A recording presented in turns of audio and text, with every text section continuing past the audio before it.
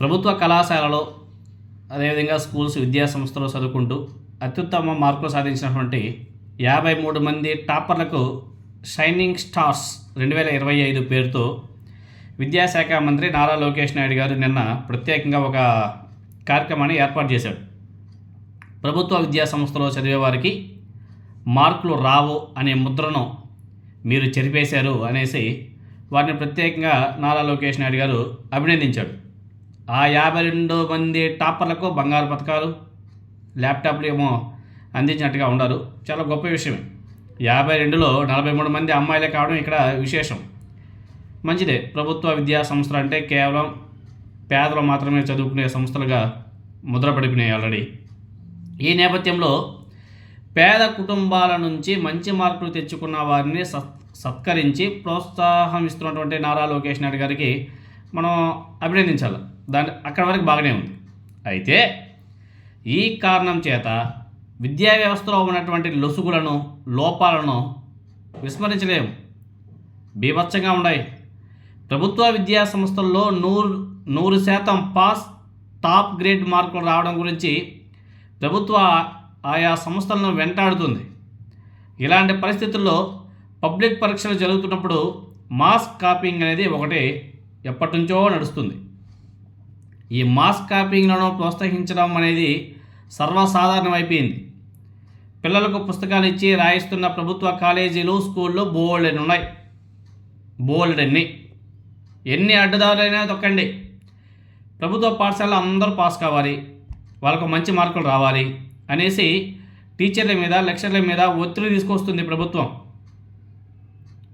చాలా స్పష్టంగా కనబడుతుంది. టీచర్ల మీద ఆ ఒత్తిడి చాలా స్పష్టంగా కనబడుతుంది. ఇలాంటి పోకడల వలన తప్పుడు పనులు చేసైనా సరే నెగ్గుకు రావడం మాత్రమే ముఖ్యం అనే ధోరణిలో స్టూడెంట్స్ కూడా పతనమైపోతున్నారు. స్టూడెంట్స్ కావాల్సిన అటువంటి ఎడ్యుకేషన్ కాదు, మార్కుల ఎడ్యుకేషన్ కాదు ఈనాడు కావాల్సింది. బుర్రలో నాలెడ్జ్ ఉండాలా. ప్రభుత్వ కాలేజీలో చదివిన వారికి మార్కులు దండిగా వచ్చాయనేసి మురిసిపోతున్నటువంటి నారా లోకేష్ నాయుడు గారు ఎంసెట్, ఐఐటి, నీట్ వంటి ఎంట్రన్స్ పరీక్షలకు ప్రభుత్వ కళాశాలల లెక్చర్లతోనే కనీసం జిల్లాకు ఒక ప్రత్యేక కోచింగ్ సెంటర్ని ఏర్పాటు చేయగలడా? ఈ మార్కులు ఎక్కువ వచ్చాయనే పేద పిల్లలకు ఆ కోచింగ్ సెంటర్లోనే ఆ తప్పిది కూడా ఇచ్చి వారికి మంచి ర్యాంకులు వచ్చేలా చేయగలరా? అది సాధ్యమవుతుందా? ఎందుకంటే పబ్లిక్ పరీక్షల్లో మాస్ కాపీయింగ్ చేయించినట్టుగా ఎంట్రన్స్ టెస్టుల్లో ప్రభుత్వ కాలేజీలో చదివినటువంటి వారితో కాపీయింగ్ చేయించడం అనేది కుదరదు. కాబట్టి వీటన్నిటిని మించి ఆ ప్రయత్నాన్ని సక్సెస్ఫుల్గా నడిపితే తమకు ఆర్థికంగా అండగా ఉండే ప్రైవేట్ కోచింగ్ సెంటర్లో ఆగ్రహం కూడా ఉంటుంది. కాబట్టి వీటి గురించి నాయకులు ఎవరు కూడా పట్టించుకోరు.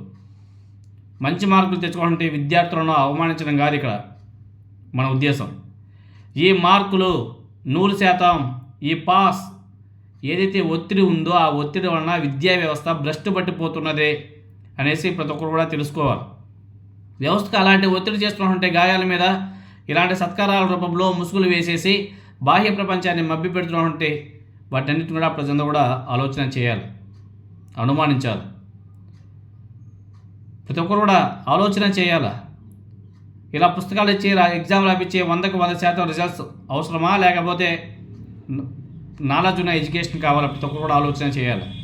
ఈ కాంపిటీషన్లో బతికి బయటపడాలంటే ఏ విధంగా ఉండాలో ప్రజలు కూడా ఆలోచన చేయాలి, విద్యార్థులు కూడా ఆలోచన చేయాలి. ఎందుకంటే మనం చూస్తున్నాం టీచర్ల మీద, లెక్చర్ల మీద ఫుల్ ఒత్తిడి. ఎలాగైనా సరే 100% పాస్ కావాలి, పాస్ పర్సంటేజ్ కావాలి, ప్రభుత్వానికి మంచి పేరు రావాలి. ఇదే ఎక్కడ చూసినా ఎవరి నోట విన్నా ఇదే. ఇలాంటి ఎడ్యుకేషన్ ఏం చేసుకుంటారండి? మరి అదే లెక్చర్ల ద్వారా కోచింగ్ సెంటర్లు పెట్టించి వాళ్ళకంతా కూడా ఫ్రీగా ఆ నీట్, జేఈఈ ఎగ్జామ్, ఎంసెట్ ఇవన్నీ కూడా కోచింగ్ సెంటర్ పెట్టి నడిపించచ్చు కదా. ఎందుకు నడిపించడంలే?